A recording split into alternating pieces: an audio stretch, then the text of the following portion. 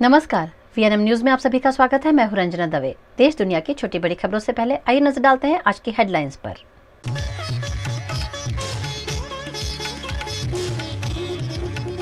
America में राहुल गांधी के बयानों से देश में बवाल। राहुल ने कहा, भारत में लोग बेरोजगारी महंगाई से परेशान।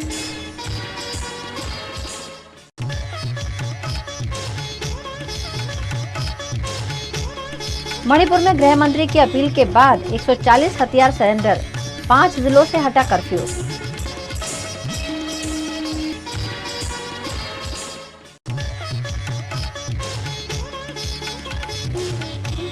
और ब्रजभूषण ने रद्द की अयोध्या रैली, भाजपा ने दी बयानबाजी से बचने की हिदायत।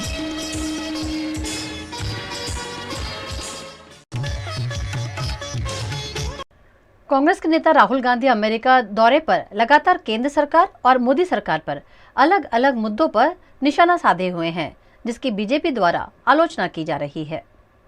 राहुल गांधी इन दिनों अमेरिका के 6 दिन के दौरे पर हैं। इस दौरान वो लगातार अपनी बात बेबाकी से रख रहे हैं। वॉशिंगटन डीसी के नेशनल प्रेस क्लब में मीडिया के सवालों के भी उन्होंने जवाब दिए। कांग्रेस के नेता राहुल गांधी ने इस दौरान केरल में इंडियन यूनियन मुस्लिम लीग से गठबंधन को लेकर किए गए सवाल पर कहा कि मुस्लिम लीग पूरी तरह से सेक्युलर पार्टी है, विपक्ष एकजुट हो रहा है, हम सभी विपक्षी पार्टियों से बात कर रहे हैं, इस संबंध में काफी अच्छा काम हो रहा है।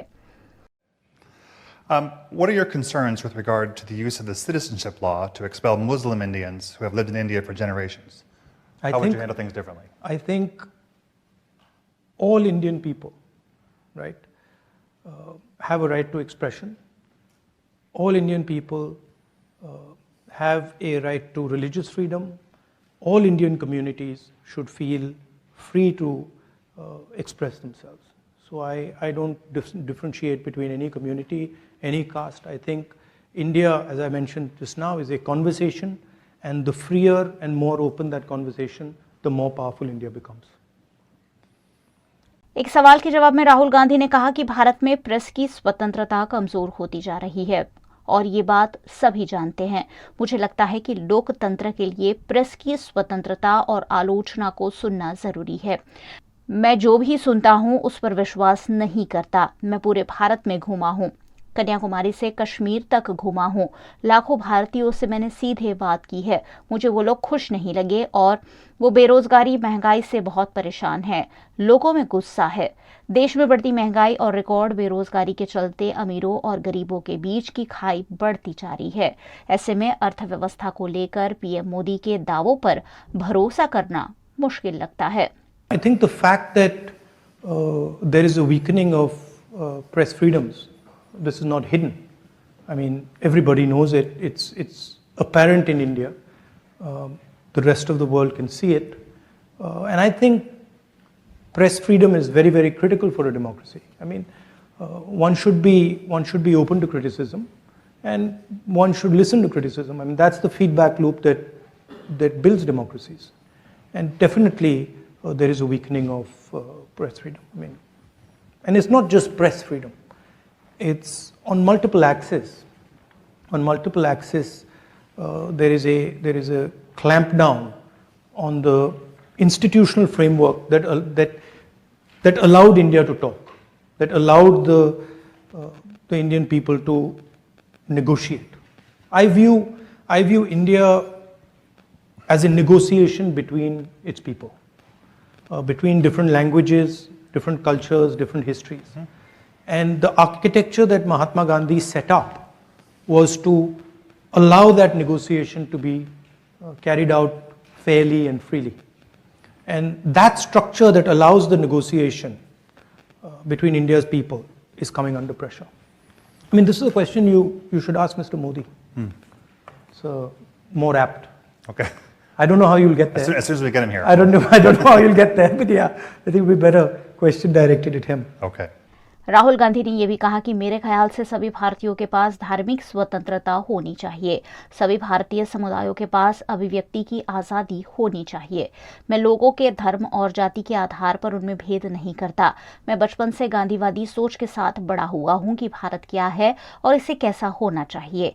मैं जान से मारने की धमकियों से नहीं डरता। आखिर सबको एक दिन मरना है, ये मैंने अपनी दादी और अपने पिता से सीखा है। ऐसी धमकियों से डरकर आप रुक नहीं सकते।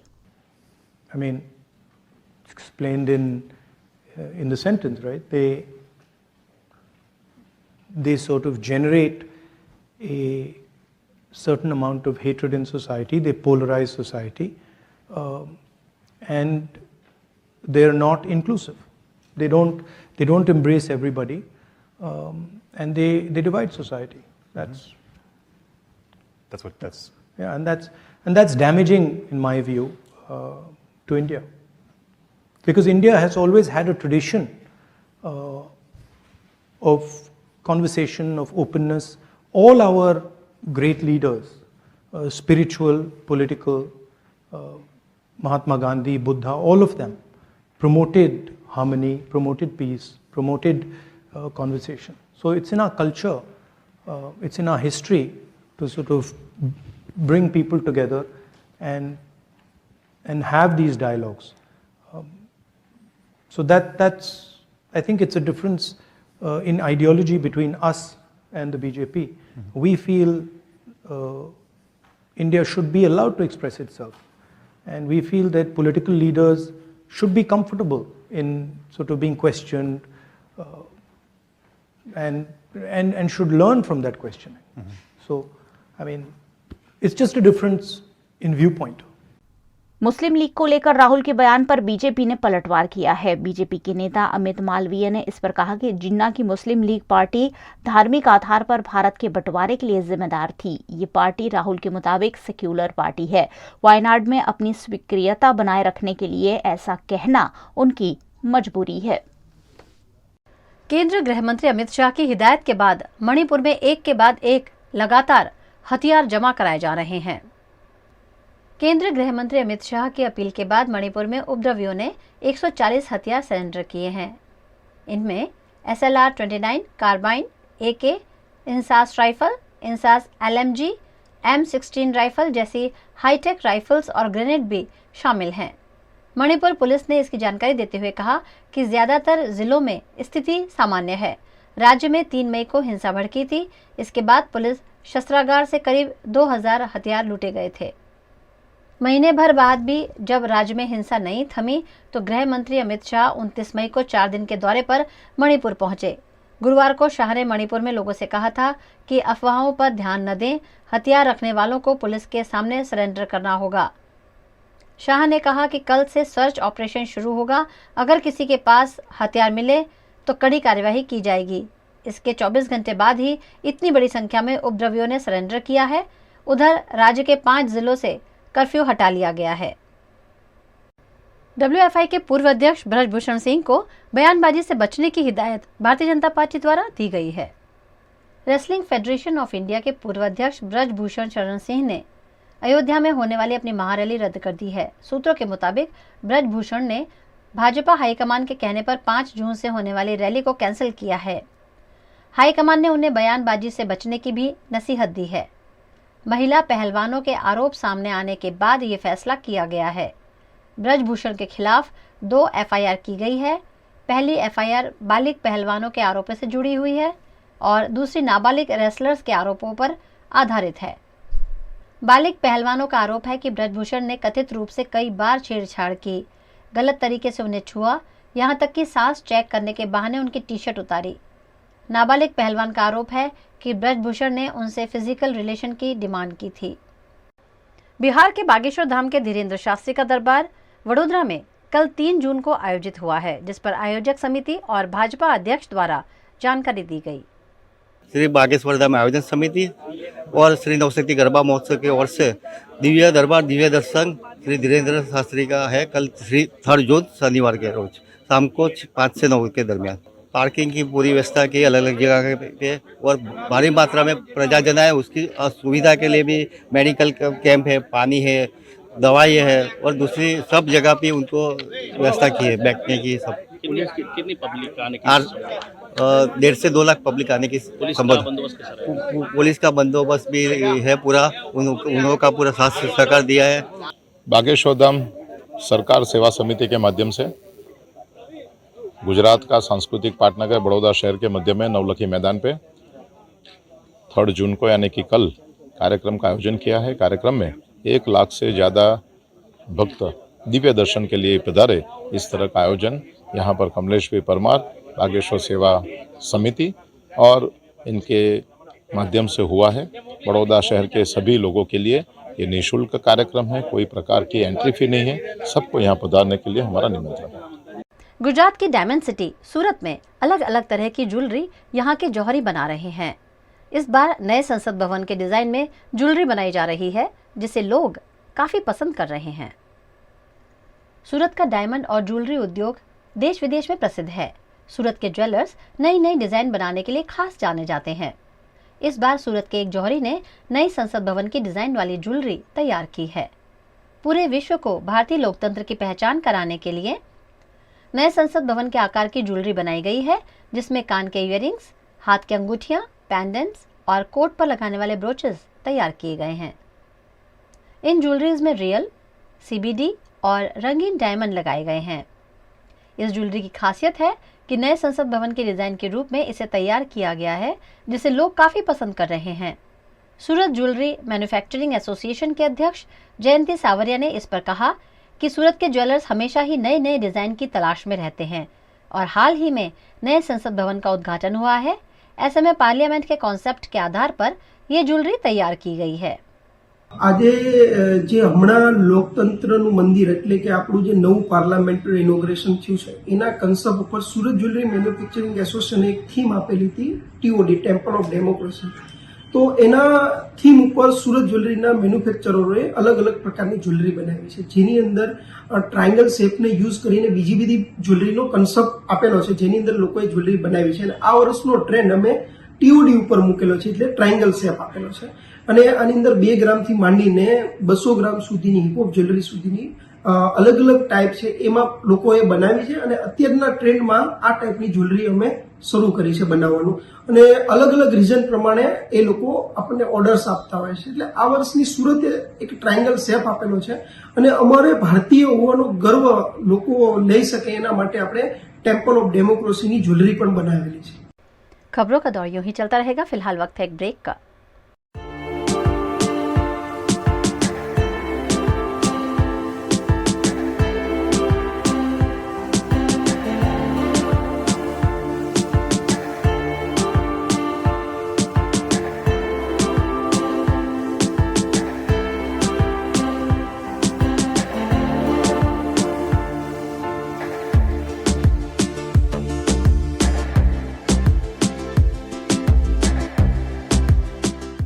भारत ले रहा है इलेक्ट्रिक अंगड़ाई। क्यों ना हम साथ चले, साथ चले, साथ बढ़े, साथ बढ़े, देश मेरे, देश मेरे। देश को ले जाए नई दिशा की ओर।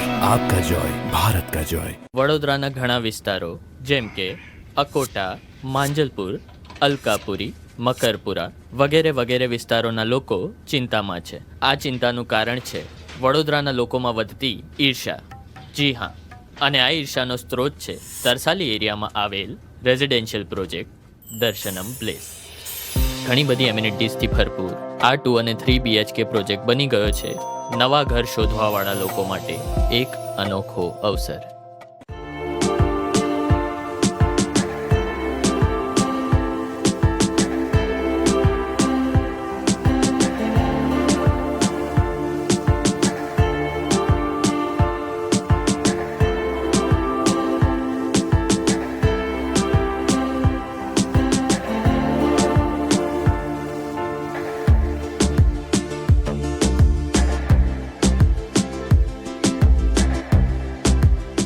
भारत ले रहा है इलेक्ट्रिक अंगड़ाई।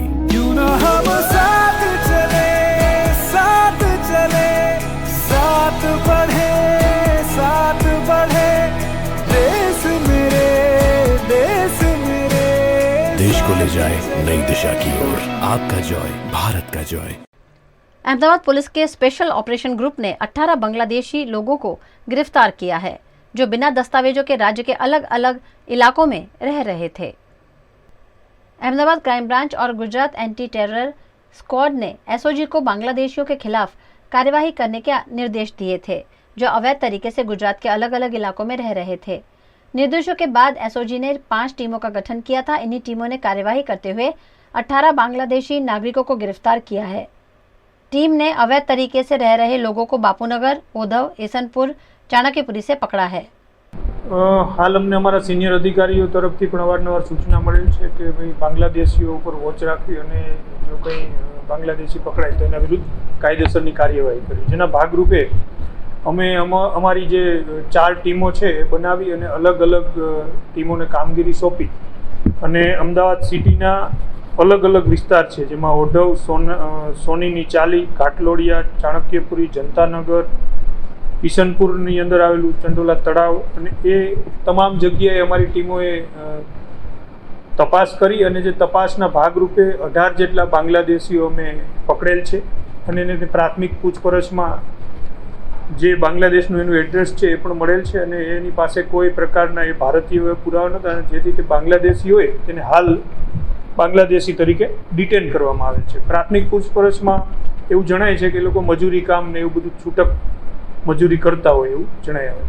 गुजरात में अरब समुद्र में बने सर्कुलेशन के चलते चक्रवात और बारिश की संभावना जताई जा रही है। अगले 5 दिन में पूरे गुजरात में वेदर मोस्टली ड्राई रहने का संभावना है, लेकिन वेस्टर्ली विंड है, मॉइस्चर इनकर्शन काफी है एंड कहीं किधर लोकल कन्वेक्टिव एक्टिविटी हो सकता है। इवन अहमदाबाद में भी आज लोकल कन्वेक्टिव एक्टिविटी होने का संभावना है।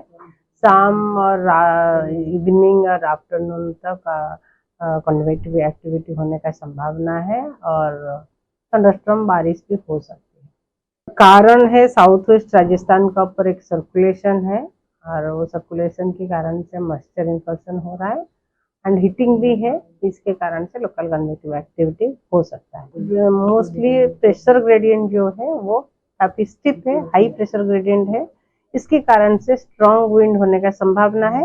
नॉर्थ गुजरात कोस्ट के लिए फिशरमैन वार्निंग दी गई है। इवन गुजरात रीजन में जैसे लैंड एरिया में भी wind speed 30 to 40 kilometre per hour भी रहने का संभावना है। गुजरात के वडोदरा शहर की दुमाड़ चौकड़ी पर ट्रैफिक की पुरानी समस्या हल होने की उम्मीद जताई जा रही है, क्योंकि यहाँ केंद्रीय मंत्री के हाथों फ्लाईओवर ब्रिज का लोकार्पण हुआ है। वडोदरा निकट नेशनल हाईवे पर दुमाड़ और देना चौकड़ी के पास 54 करोड़ की लागत से फ्लाईओवर ब्रिज बनाया गया है।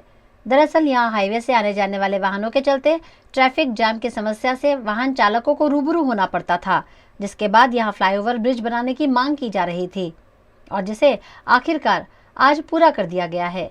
केंद्रीय सड़क परिवहन मंत्री नितिन गडकरी के हाथों गुजरात के गृह मंत्री हर्ष संघवी की उपस्थिति में ये लोकार्पण किया गया, जिससे नागरिकों को काफी सुविधा होगी। दोनों तरफ सर्विस रोड के साथ इस फ्लाईओवर ब्रिज को 12 लेन में तैयार किया गया है, जिससे सालों पुरानी ट्रैफिक समस्या तो सुलझेगी ही, सड़क हादसों में भी कमी आएगी। यहाँ दुमाड़ चौकड़ी पर दुमाड़, सावली, वडोदरा, नेशनल हाईवे नंबर 8 और एक्सप्रेस वे का ट्रैफिक इकट्ठा होता था, जिससे वाहनों की लंबी लंबी कतारें लग जाती थीं।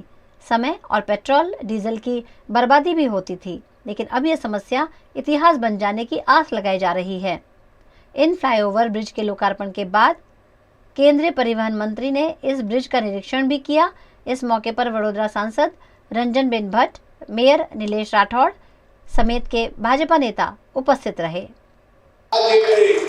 आजूबाजूना गामनी जे मुश्केली હતી એની સતત રજૂઆત માન્ય સંસદ સભ્ય રંજનબેન ભટ્ટે કરી અને આપણને જે વર્ષોથી સમસ્યા હતી ને ઘણા લોકોને જે મુશ્કેલી પડતી હતી કે ટ્રાફિકની સમસ્યાથી માંડીને ઘણો બધો સમય અને આપણા પેટ્રોલ ડીઝલના પણ પૈસા આ બેનના પ્રયત્નથી બચ્યા છે, એટલે હું બેનનો પણ હૃદયથી ખૂબ ખૂબ આભાર માનું છું।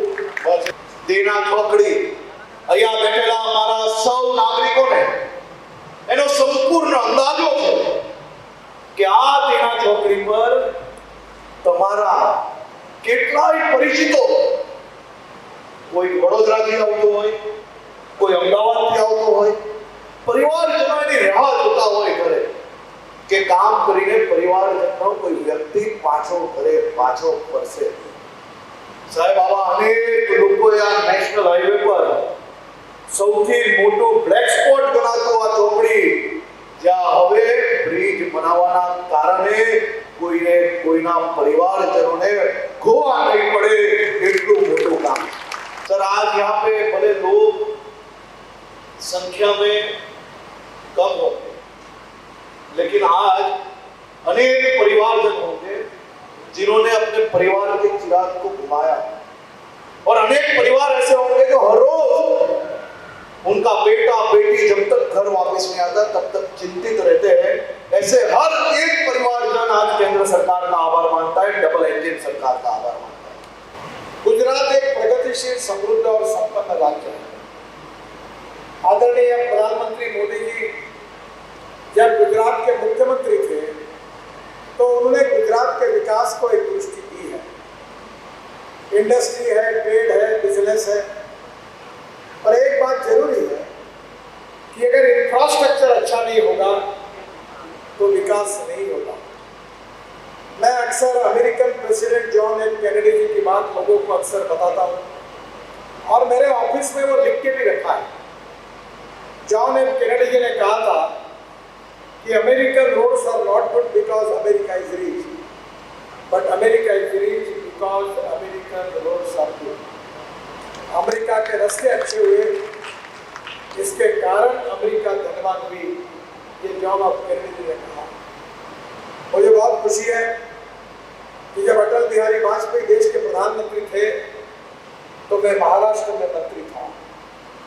ये जो आप मुंबई में जाते हो, पचपन उद्यानपुर और समुद्र में जो वर्ली बांद्रा सीलिंग प्रोजेक्ट और मुंबई पुणे एक्सप्रेस हाईवे, उस समय में स्टेट पीडब्ल्यू मिनिस्टर के नाते मुझे करने का सौभाग्य मिला. और वाजपेयी जी ने मुझे दिल्ली बुलाया और उन्होंने मुझे कहा कि अब तुमने शहरों में तो काम करते हो, पर गांव को जोड़ने वाली योजना तैयार करो और मुझे बताओ. मैं 3 महीने उसके ऊपर मैंने काम किया और मैंने एक योजना बनाकर वाजपेयी जी को दी, और 15 दिन के अंदर राष्ट्रपति जी ने लाल किले पर उसकी घोषणा की थी. उस योजना का नाम था प्रधानमंत्री ग्राम सड़क योजना. और हिंदुस्तान के इतिहास में 6.5 लाख गांवों में से लगभग 4.5 करोड़ गांवों को मजबूत रोड से जोड़ने का काम इस योजना में हुआ. ये योजना अटल बिहारी वाजपेयी जी ने बनाई और इसको बनाने का सौभाग्य मुझे मिला. ये मेरे लिए बहुत ही भाग्य का विषय है. आज मुझे बहुत खुशी है कि विशेष रूप से ये दोनों भी काम जो थे, ये जो काम पूरे हुए हैं, इसका सही अर्थ में अगर श्रेय किसी को है तो मैं विशेष रूप से उल्लेख करूंगा हमारी सांसद बहन को. वो ये काम बहुत छोटा है, वैसे मैं 1000 करोड़ के नीचे कोई काम में जाता ही नहीं, क्योंकि मेरे पास लाखों करोड़ के काम है. और उनके आग्रह के कारण मैं यहाँ आया, क्योंकि उन्होंने मुझे कहा कि इस काम के कारण जो लोगों की जान बचने वाली है वो बहुत महत्वपूर्ण है. वीएनएम टीवी की खबरें अब आप यूट्यूब, फेसबुक, इंस्टाग्राम के अलावा ओटीटी प्लेटफॉर्म्स पर भी लाइव देख सकते हैं. डेली हंट, जियो टीवी, वोडाफोन टीवी पर 24 घंटे वीएनएम टीवी आपके लिए उपलब्ध है, तो देखते रहिए VNM TV. VNM news room से आज बस इतना ही. कल फिर मुलाकात होगी, तब तक के लिए इजाजत दीजिए. नमस्कार.